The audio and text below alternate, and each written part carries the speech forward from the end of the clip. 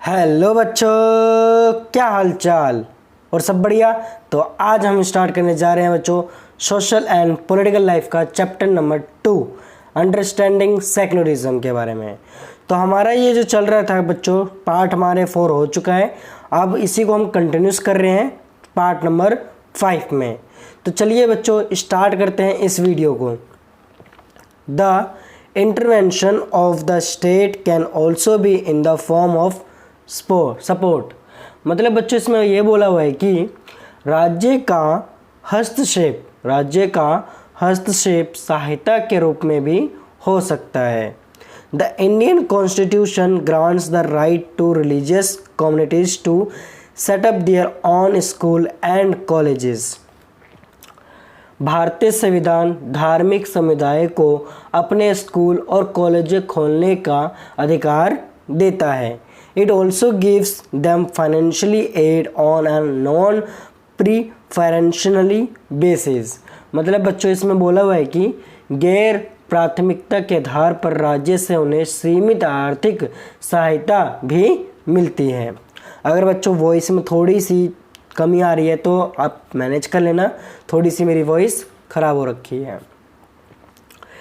In what way is Indian secularism different from that of other democratic countries? अब इसमें क्या बोला है बच्चों, भारतीय धर्मनिरपेक्षता दूसरे लोकतांत्रिक देशों की धर्मनिरपेक्षता से किस तरह अलग है। अब सेकुलरिज्म, इंडियन सेकुलरिज्म दूसरी स्टेट्स दूसरे कंट्रीज़ के डेमोक्रेटिक कंट्री के कैसे अलग है, अब उसके बारे में पढ़ेंगे।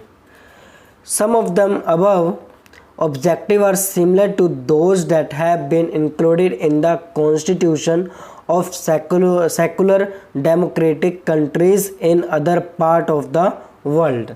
अब ऊपर दिए गए तीनों उद्देश्य दुनिया के अन्य धर्मनिरपेक्ष लोकतांत्रिक देशों में संविधान में दिए गए उद्देश्यों से मिलते जुलते हैं।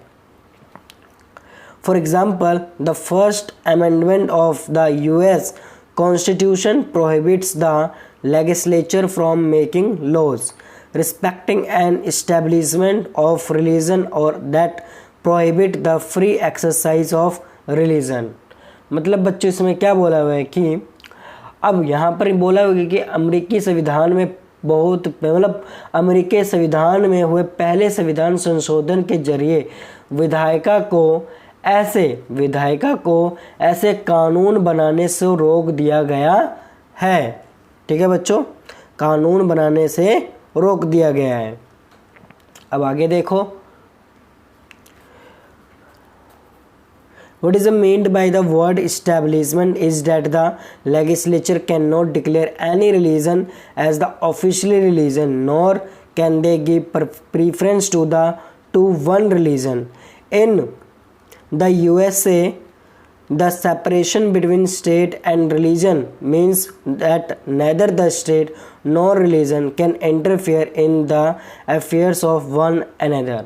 मतलब बच्चों कि धार्मिक संस्थाओं को पक्ष लेते या धार्मिक संस्थाओं का पक्ष लेते हो या धार्मिक स्वतंत्रता को रोकते हो, इसका मतलब है कि विधायिका किसी भी धर्म को राजकीय धर्म घोषित नहीं करती। ठीक है बच्चों, कोई भी राजकीय धर्म घोषित नहीं करती। संयुक्त राज्य अमेरिका यूएसए में राज्य और धर्म के पृथक्करण का मतलब है कि राज्य और धर्म दोनों ही एक दूसरे के मामले में किसी तरह का दखल नहीं दे सकते। आगे देखो बच्चों, There is one significant way in which Indian secularism differs from the dominant understanding of secularism as practiced in the United States of America। शायद आप समझ गए होंगे कि भारतीय धर्मनिरपेक्षता और अमेरिकी धर्मनिरपेक्षता के बीच एक अहम फर्क है। This is because unlike the strict separation between religion and the state in American secularism, in India secularism the state can intervene in religion affairs। मतलब बच्चों ऐसा इसलिए है कि अमेरिकी धर्मनिरपेक्षता में धर्म और राज्य के बीच स्पष्ट अलगाव के विपरीत भारतीय धर्मनिरपेक्षता में राज्य को धार्मिक मामलों में हस्तक्षेप करने की छूट दी गई है। You have read about how the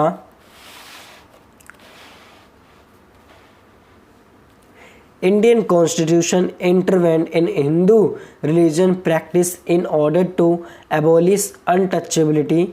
In India, secularism, though the state is not strictly separate from religion, it does maintain a principled distance with religion. This means that any interference in religion by the state has to be based on the ideals laid out in the Constitution. These ideals serve as the standard through which we can judge whether the state is or is not behaving according to secular principles. मतलब बच्चों इसमें ये बोला गया कि आप पढ़ चुके हैं कि किस तरह भारतीय संविधान ने छुआछूत को ख़त्म करने के लिए हिंदू धार्मिक क्रियाकलापों में हस्तक्षेप किया है।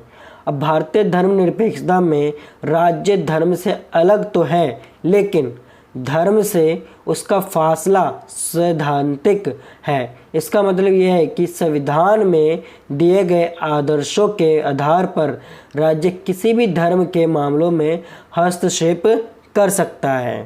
ठीक है बच्चों, हस्तक्षेप कर सकता है। यह आदर्श वे कसौटी मुहैया कराते हैं जिसके जरिए इस बारे में फैसला लिया जा सकता है कि हमारा राज्य धर्मनिरपेक्ष सिद्धांतों के अनुरूप काम कर रहा है या नहीं। आगे देखो, the Indian state is secular and work in various way to prevent religious domination. The Indian Constitution guarantees fundamental rights that are based on these secular principles.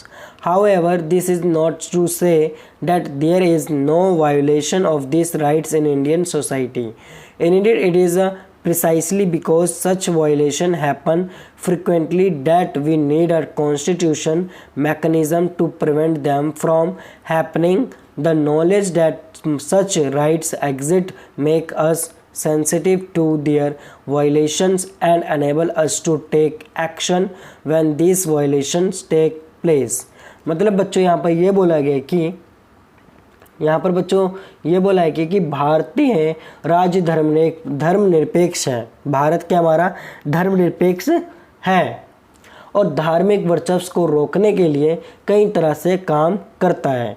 भारतीय संविधान अपने नागरिकों को मौलिक अधिकारों का आश्वासन देता है या मूलभूत अधिकारों इन धर्मनिरपेक्ष सिद्धांतों पर आधारित है, लेकिन इसका ये मतलब नहीं है कि भारतीय समाज में इन अधिकारों का उल्लंघन बंद हो गया है, बल्कि वास्तव में ऐसे उल्लंघनों की वजह से ही हमारे सामने संवैधानिक व्यवस्था की ज़रूरत बनी हुई है।